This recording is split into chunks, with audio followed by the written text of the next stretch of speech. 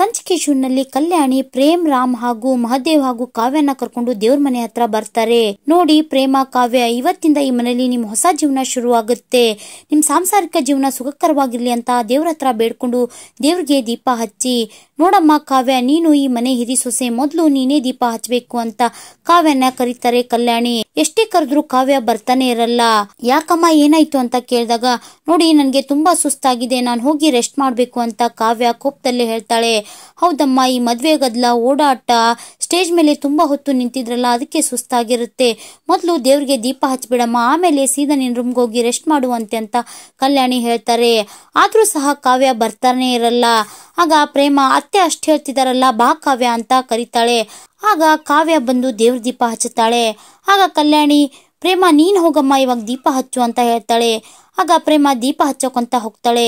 ಅದೇ ಸಮಯಕ್ಕೆ ಸರಿಯಾಗಿ ಕೋಪ ಮಾಡ್ಕೊಂಡು ಮಹೇಶ್ವರಿ ತನ್ನ ತಮ್ಮ ಕಿಟ್ಟಿ ಜೊತೆಗೆ ಮನೆ ಹೊಸ್ಲ ಹತ್ರ ಬರ್ತಾಳೆ. ಮನೆ ಹೊಸ್ಲಲ್ಲಿ ಜೋಡಿ ಸೇರನ್ನ ನೋಡಿ ತುಂಬಾ ಕೋಪ ಮಾಡ್ಕೋತಾಳೆ. ಹಾಗೆ ತನ್ನ ಮಗಳು ಪೂರ್ವಿಗೆ ಎಲ್ಲಿ ಅವರು ಅಂತ ಕೇಳ್ತಾಳೆ. ಆಗ ಪೂರ್ವಿ, ಅವ್ರೆಲ್ರು ದೇವ್ರ ಮನೆ ಹತ್ರ ಹೋಗಿದ್ದಾರೆ, ದೊಡ್ಡಮ್ಮ ಪ್ರೇಮ ಹಾಗೂ ಕಾವ್ಯನ್ ಕಡೆಯಿಂದ ದೀಪ ಹಚ್ಚಿಸ್ತಿದ್ದಾರೆ ಅಂತ ಹೇಳ್ತಾಳೆ ಪೂರ್ವಿ. ಅದನ್ನ ಕೇಳಿ ಮಹೇಶ್ವರಿ ಕೋಪದಿಂದ ದೇವ್ರ ಮನೆ ಹತ್ರ ಹೋಗ್ತಾಳೆ. ಇನ್ನೇನ್ ಪ್ರೇಮ ದೀಪ ಹಚ್ಚಬೇಕು ಅನ್ನೋಷ್ಟರಲ್ಲಿ ಮಹೇಶ್ವರಿ ಜೋರಾಗಿ ಪ್ರೇಮ ಅಂತ ಕೂಗ್ತಾಳೆ. ಆಗ ಎಲ್ರು ಶಾಕ್ ಆಗ್ತಾರೆ. ನೀನ್ ಯಾರೇ ನಮ್ಮನೆ ದೀಪ ಹಚ್ಚಕ್ಕೆ, ನಿನಗೇನ್ ಹಕ್ಕಿದೆ? ಎಲ್ರನ್ನೂ ಮರಳು ಮಾಡಿ ನನ್ ಮಗನ್ ಕಡೆಯಿಂದ ತಾಳಿ ಕಟ್ಟಿಸ್ಕೊಂಡ ತಕ್ಷಣ ನೀನ್ ಮನೆ ಸೊಸೆ ಆಗ್ಬಿಡ್ತೀಯಾ? ಬಲವಂತವಾಗಿ ಮೋಸ ಮಾಡಿ ನನ್ ಮಗನ್ ಕಡೆಯಿಂದ ತಾಳಿ ಕಟ್ಟಿಸ್ಕೊಂಡ ತಕ್ಷಣ ನೀನ್ ಗೆದ್ದೆ ಅಂತ ಅನ್ಕೊಂಡ್ಬಿಟ್ಟಿದೀಯಾ? ನಿನ್ ಆಟ ಎಲ್ಲ ಮದ್ವೆ ಮನೇಲೆ ಮುಗೀತು ಕಣೆ, ಇನ್ಮೇಲೆ ಏನಿದ್ರು ನನ್ನ ಆಟ ಶುರು. ಈ ಮನೇಲಿ ನೀನ್ ಮಾಡಿರೋ ಮೋಸಕ್ಕೆ ಪ್ರತಿದಿನ ಪ್ರತಿ ಕ್ಷಣ ನಿನ್ ಪರಿಣಾಮ ಅನ್ಭವಿಸ್ತೇ ಬಿಡಲ್ಲ ಅಂತ ಹೇಳಿ ಕೋಪದಿಂದ ಮಾತಾಡ್ತಿರ್ತಾಳೆ ಮಹೇಶ್ವರಿ. ಆಗ ಕಲ್ಯಾಣಿ, ಏನ್ ಮಹೇಶ್ವರಿ ಇದು? ಪ್ರೇಮ ನಿನ್ ಸೊಸೆ ಜೊತೆ ಮಾತಾಡೋ ರೀತಿನ ಇದು ಅಂತ ಕೇಳ್ತಾಳೆ. ಇವಳು ಯಾವ ಸೀಮೆ ಸೊಸೆ ಅಕ್ಕ ನನಗೆ? ನೀವೆಲ್ರೂ ಇವಳನ್ನ ಸೊಸೆ ಅಂತ ಒಪ್ಕೊಂಡಿರ್ಬೋದು, ಆದ್ರೆ ರಾಮ್ನ ಹೆತ್ತ ತಾಯಿ ನಾನ್ ಮಾತ್ರ ಇವಳನ್ನ ಸೊಸೆ ಅಂತ ಒಪ್ಕೊಳ್ಳೋದಿಲ್ಲ. ಈ ಜನ್ಮದಲ್ಲಿ ಇವಳು ನನ್ ಸೊಸೆ ಆಗೋಕ್ ಚಾನ್ಸೇ ಇಲ್ಲ. ನನ್ ಮಗ ರಾಮ್ ಸ್ನೇಹನ ತುಂಬಾ ಪ್ರೀತಿಸ್ತಾ ಇದ್ದ, ಅವಳೇ ನನ್ ಸೊಸೆ ಅಂತ ಹೇಳ್ತಿರ್ತಾಳೆ ಮಹೇಶ್ವರಿ. ಆ ಕೋಪದಲ್ಲಿರೋ ಕಾವ್ಯ, ಏನ್ರಿ ಹೀಗ್ ಮಾತಾಡ್ತೀರಾ? ಮೋಸ ಆಗಿರೋದು ನಮ್ಮ ಅಕ್ಕಂಗೆ, ಮೋಸ ಮಾಡಿರೋದು ನಿಮ್ ಮಗ ರಾಮ್, ಅದನ್ನ ನೆನ್ಪಿಟ್ಕೊಂಡು ಮಾತಾಡಿ, ಸುಮ್ನೆ ನಮ್ಮ ಅಕ್ಕನ ಮೇಲೆ ಬ್ಲೇಮ್ ಮಾಡ್ಬೇಡಿ ಅಂತ ಕೂಗ್ತಾಳೆ. ಆಗ ಮಹೇಶ್ವರಿ, ನನ್ ಮಗ ಏನು ಅಂತ ನನ್ಗೆ ಚೆನ್ನಾಗೇ ಗೊತ್ತು, ಇದೆಲ್ಲ ಮಾಡಿದ್ದು ನಿಮ್ಮ ಅಕ್ಕನೇ. ಒಂದಲ್ಲ ಒಂದ್ ದಿವಸ ಇವಳು ಮಾಡಿರೋ ಹಗಣ್ಣೆಲ್ಲ ಹೊರಗಡೆ ತರ್ತೀನಿ. ಅವತ್ತು ನನ್ ಮಗ ಕಟ್ಟಿರೋ ತಾಳಿನ ಇವ್ರ ಕುತ್ತಿಗೆಯಿಂದ ಕಿತ್ತು ಬಿಸಾಕಿ ಇವಳನ್ನ ಈ ಮನೆಯಿಂದ ಒದ್ದು ಓಡಿಸ್ತೀನಿ, ಇದು ನನ್ ಶಪಥ ಅಂತ ಹೇಳಿ ದೀಪದ ಮೇಲೆ ಕೈ ಇಟ್ಟು ಪ್ರತಿಜ್ಞೆ ಮಾಡ್ತಾಳೆ ಮಹೇಶ್ವರಿ. ಆಗ ಮನೆಯವರೆಲ್ರಿಗೂ ಶಾಕ್ ಆಗುತ್ತೆ. ಹಾಗೆ ಕೋಪದಿಂದ ಅಲ್ಲಿಂದ ಮಹೇಶ್ವರಿ, ಕಿಟ್ಟಿ ಹಾಗೂ ಪೂರ್ವಿ ಅಲ್ಲಿಂದ ಹೊರಡ್ತಾರೆ. ಈ ಕಡೆ ಕಲ್ಯಾಣಿ, ನೋಡಮ್ಮ ಪ್ರೇಮ, ಕೋಪ ಮಾಡ್ಕೋಬೇಡಮ್ಮ, ನೋಡಮ್ಮ ಕಾವ್ಯ, ಮಹೇಶ್ವರಿ ಮಾತನ್ನ ಕಸಿಗಚ್ಕೋಬೇಡಮ್ಮ, ಕೋಪದಲ್ಲಿ ಬಂದಿರೋ ಮಾತವು, ನೀನ್ ಎಂತ ಬಂಗಾರ ಅಂತ ಅವಳಿಗಿನ್ನೂ ಗೊತ್ತಿಲ್ಲ. ಗೊತ್ತಾದ್ಮೇಲೆ ಒಂದಲ್ಲ ಒಂದ್ ದಿವಸ ಅವಳೇ ನಿನ್ನ ಸೊಸೆ ಅಂತ ಒಪ್ಕೊಂತಾಳೆ ಅಂತ ಹೇಳಿ ಕಲ್ಯಾಣಿ ಪ್ರೇಮಗೆ ಸಮಾಧಾನ ಮಾಡ್ತಿರ್ತಾರೆ. ಇಲ್ಲಿವರೆಗೂ ನೀನು ಸ್ವಲ್ಪ ಸಮಾಧಾನದಿಂದ ಕಾಯ್ಬೇಕು ಪ್ರೇಮ, ಇವಾಗ ದೇವ್ರ ದೀಪ ಹಚ್ಚು ಅಂತ ಹೇಳ್ತಾಳೆ. ಆಗ ಪ್ರೇಮ ದೇವ್ರ ದೀಪ ಹಚ್ತಾಳೆ.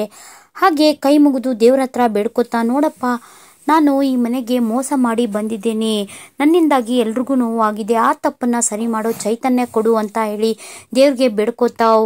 ಊದ್ಬತ್ತಿನ ಹಚ್ಚಿ ಕರ್ಪೂರದ ಆರತಿ ಮಾಡ್ತಾಳೆ ಪ್ರೇಮ. ಹಾಗೆ ಆರತಿನೆಲ್ಲ ಮನೆಯವರು ಎಲ್ರಿಗೂ ಕೊಡ್ತಾಳೆ. ಆಗ ಕಲ್ಯಾಣಿ, ನೋಡಮ್ಮ ಪ್ರೇಮ, ನಿನ್ ಕೊರಳಲ್ಲಿ 2 ತಾಳೆ ಇದೆ, ಬೆಟ್ಟದ ಮೇಲೆ ರಾಮ್ ನಿನ್ ಕಟ್ಟಿದ್ನಲ್ಲ, ಆ ತಾಳಿನ ದೇವ್ರ ಮುಂದೆ ಬಿಚ್ಚಿಡು ಅಂತ ಹೇಳ್ತಾಳೆ. ಆಗ ಪ್ರೇಮ ರಾಮ್ ಮುಖಾನೇ ನೋಡ್ತಾ ಇರ್ತಾಳೆ. ಯಾಕಮ್ಮ ಏನಾಯ್ತು? ರಾಮ್ ಎಲ್ರ ಸಮ್ಮುಖದಲ್ಲಿ ತಾಳಿ ಕಟ್ಟಿದ್ನಲ್ಲ, ಆ ತಾಳಿನ ಇಟ್ಕೊಂಡು ಬೆಟ್ಟದ ಮೇಲೆ ಕಟ್ಟಿದ್ನಲ್ಲ, ಆ ತಾಳಿನ ಬಿಚ್ಚಿಡು ಅಂತ ಹೇಳಿದಾಗ ರಾಮ್ ಮುಖಾನೇ ನೋಡ್ತಾ ತಾನೇ ಕಟ್ಕೊಂಡಿರೋ ತಾಳಿನ ದೇವ್ರ ಮುಂದೆ ಬಿಚ್ಚಿಡ್ತಾಳೆ ಪ್ರೇಮ. ಈ ಕಡೆ ಮಹದೇವ ಕಲ್ಯಾಣ ಮಂಟಪದಿಂದ ಪ್ರೇಮ ಕಾಣೆಯಾಗಿದ್ದು, ಹಾಗೆ ಪ್ರೇಮ ತಂದೆ ಕಾವ್ಯನ ದಾರೆ ಎರೆದು ಕೊಡ್ತೀನಿ ಅಂತ ಮಾತು ಕೊಟ್ಟಿದ್ದು, ಕಾವ್ಯನ ಕೊರಳಿಗೆ ತಾನು ತಾಳಿ ಕಟ್ಟಿದ್ದು, ಹಾಗೆ ವಾಪಸ್ ಬಂದ ಪ್ರೇಮ ರಾಮ್ ತನ್ನನ್ನ ಕಿಡ್ನಾಪ್ ಮಾಡಿ ಬೆಟ್ಟದ ದೇವಸ್ಥಾನದಲ್ಲಿ ತಾಳಿ ಕಟ್ಟಿದ್ದಾನೆ ಅಂತ ಹೇಳಿ, ಹಾಗೆ ರಾಮ್ ತನ್ನಮ್ಮನ ಕಾಲಿಗೆ ಬಿದ್ದು ನಾನೇನು ತಪ್ಪು ಮಾಡಿಲ್ಲ ಅಂತ ಕ್ಷಮೆ ಕೇಳಿದ್ದು, ಹಾಗೆ ಕಲ್ಯಾಣಿ ರಾಮ್ನ ಮದ್ವೆಗೊಪ್ಸಿದ್ದು, ರಾಮ್ ಪ್ರೇಮ ಕೊರಳಿಗೆ ತಾಳಿ ಕಟ್ಟಿದ್ದು, ಪ್ರತಿಯೊಂದು ಘಟನೆನೂ ನೆನಪು ಮಾಡ್ಕೊಳ್ತಾ ನಿಂತಿರ್ತಾನೆ. ಆಗ ಅಲ್ಲಿಗೆ ಬಂದ ಕಲ್ಯಾಣಿ, ಏನ್ ಮಹದೇವ, ಏನ್ ಯೋಚನೆ ಮಾಡ್ತಾ ಇದ್ಯಾ ನೀನ್? ಏನ್ ಯೋಚನೆ ಮಾಡ್ತಾ ಇದ್ಯಾ? ನಿನ್ ತಲೆಯಲ್ಲಿ ಏನ್ ಓಡ್ತಾ ಇದೆ ಅಂತ ನನ್ಗೆಲ್ಲ ಅರ್ಥ ಆಗ್ತಾ ಇದೆ.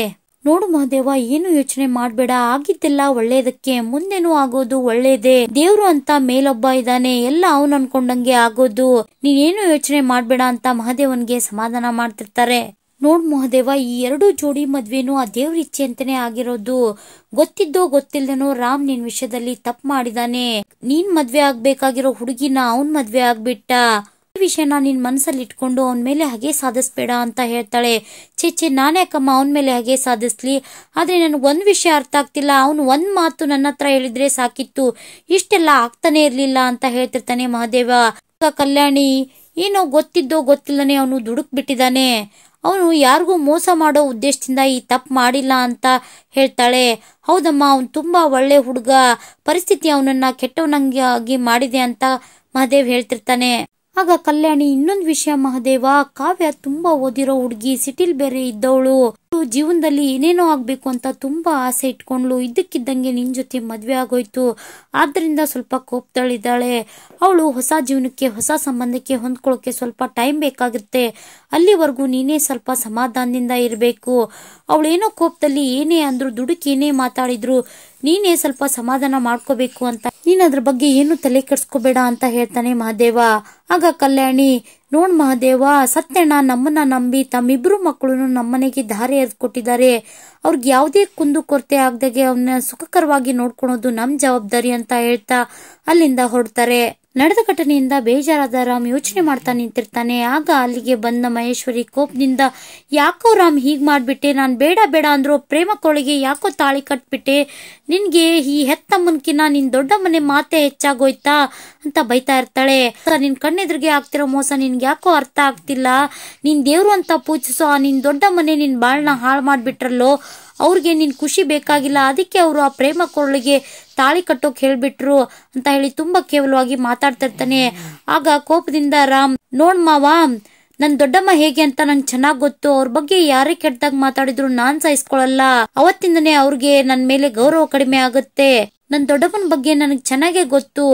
ಅವರು ಪ್ರೇಮನ್ ಮಾತನ್ನ ನಂಬಿದ್ದಾರೆ ಅಷ್ಟೇ, ಅವರು ನನಗ್ ಮೋಸ ಮಾಡಲ್ಲ ಅಂತ ಹೇಳ್ತಿರ್ತಾನೆ ರಾಮ್. ಆಗ ಮಹೇಶ್ವರಿ, ಯಾಕೋ ರಾಮ್ ಹೀಗ್ ಮಾತಾಡ್ತಾ ಇದೀಯ? 9 ತಿಂಗಳು ಹೆತ್ತು ಹೊತ್ತಿರೋ ಈ ನಿನ್ ತಾಯಿಕಿನ ಆ ನಿನ್ ದೊಡ್ಡಮ್ಮನ ಮಾತೆ ನಿನ್ಗೆ ಹೆಚ್ಚಾಗೋಯ್ತಾ? ನೀನು ಅವ್ರ ಮಾತನ್ನ ಮೀರಲ್ಲ ಅಂತ ಅವ್ರಿಗೆ ತುಂಬಾ ಚೆನ್ನಾಗೇ ಗೊತ್ತು. ಅದಕ್ಕೆ ಕಣ ಅವರು ಆ ಪ್ರೇಮನ್ ಕೊರಳಿಗೆ ತಾಳಿ ಕಟ್ಟಾಗ್ ಮಾಡಿದ್ರು.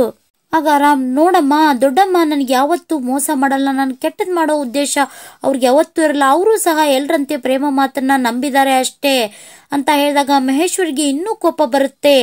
ಯಾಕೋ ನಿನಗ್ ನನ್ ಮಾತು ಅರ್ಥ ಆಗ್ತಲ್ಲ, ನಿನ್ಗೆ ಹೇಗೋ ಅರ್ಥ ಮಾಡಿಸ್ಲಿ ನಾನು? ನೋಡು ರಾಮ್, ಒಂದಂತೂ ನಿಜ, ಪ್ರೇಮ ನಿನ್ ಕಡೆಯಿಂದ ಬಲವಂತವಾಗಿ ಕಟ್ಟಿಸ್ಕೊಂಡಿರೋ ತಾಳಿ ತುಂಬಾ ದಿನ ಅವಳ ಕೊರಳಲ್ಲಿ ಇರೋಕೆ ನಾನ್ ಬಿಡಲ್ಲ. ಆದಷ್ಟು ಬೇಗ ಅವಳು ಕಟ್ಟಿರೋ ಸುಳ್ಳಿನ ಕೋಟೆನ ಪುಡಿ ಪುಡಿ ಮಾಡಿ ಅವಳನ್ನ ಈ ಮನೆಯಿಂದ ಆಚೆ ದಬ್ಬೋವರೆಗೂ ನನಗ್ ಸಮಾಧಾನ ಇಲ್ಲ. ನೋಡು ರಾಮ್, ನೀನ್ ಯಾವತ್ತೂ ಚಿಂತೆ ಮಾಡ್ಬೇಡ. ಯಾವತ್ತಿದ್ರು ಸ್ನೇಹನೇ ನಿನ್ ಹೆಂಡತಿ.